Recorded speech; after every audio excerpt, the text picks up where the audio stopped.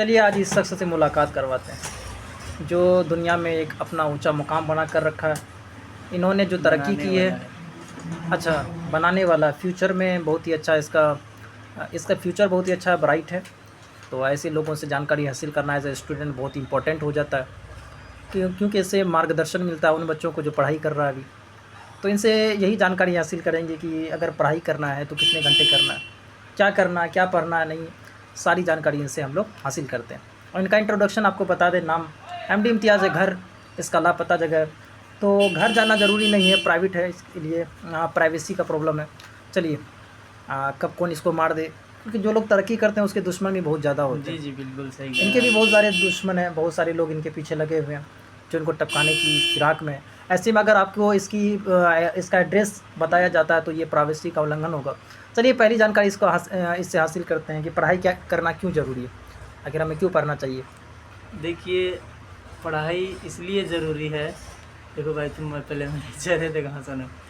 पढ़ाई इसलिए ज़रूरी है, पढ़ाई करने से लोगों के अंदर, बच्चों के अंदर जो है दिमाग का एबिलिटी जो है ना वो बढ़ता है, पहली बात। दूसरी बात, जब इंसान पढ़ता है तो अच्छा काम करता है, दूसरों को भलाई करता है, हमेशा अच्छा सोचता है और अच्छा करता है, इसलिए पढ़ना ज़रूरी है। और पढ़ने से एक इज़्ज़त मिलती है, गांव में भी जहाँ रहता है इंसान वहाँ भी इज़्ज़त मिलता है, एक वक़ार बना रहता है, चाहे दुनियावी लाइन से हो या उखरवी लाइन से हो। उखरवी लाइन से अगर पढ़ेंगे तो दुनिया में भी कामयाब रहेंगे और आखिरत में भी कामयाब रहेंगे। चलिए आपकी बात से हम सहमत हैं जी। हम लोग जिस इलाके में रहते हैं, जिस स्टेट में रहते हैं, वो बिहार है जी। यहाँ पे आप कितना भी डिग्री हासिल कर लो, कितना भी पढ़ लो, पीएचडी कर लो, अगर नौकरी नहीं मिलती तो ऐसा माना जाता है कि आप जाहिल हो। आपको वो इज्जत, वो शोहरत और वो मुकाम आपको नहीं दिया जाता समाज में, सोसाइटी में, जो एक पढ़े लिखे इंसान को दिया जाना चाहिए, क्योंकि उसकी पढ़ाई को, उसके नॉलेज को नौकरी पे तौला जाता है। अगर आपके पास नौकरी नहीं तो इज्जत नहीं, चाहे आप कितना भी पढ़ लो। लोग ऐसा ही मानते हैं कि अगर आपको नौकरी नहीं मिली इसका मतलब आपको कुछ आता नहीं, बस पढ़ाई के नाम पे हमने ढोंग किया, नौटंकी की, ड्रामा किया। तो इस बात पर आप क्या कहना चाहते हैं। देखिए, जो लोग जाहिल टाइप के होते हैं ना, जिसको सिर्फ पैसा ही, जो लोग पढ़ाई से जो पढ़ा है, मान लो जी अगर कोई आदमी कुछ नीचे से लेकर करना चाह रहा है, करते आ रहा है, तो जो जिस सेक्टर में रहता है ना उसको वैसे ही ख्वाब रहता है। मान लो कोई आदमी एक जाहिल है, काम करने वाला है, तो वो काम कर रहा है तो वो उसका माइंड वैसे रहेगा और वह उसी के बारे में सोचेगा। फिर ये जो है पढ़े लिखे लोग ये सब नहीं सोचता है, उसको सिर्फ नॉलेज चाहिए। चलिए मान लेते हैं नॉलेज उनके पास आ गया, क्या करेगा उस नॉलेज का।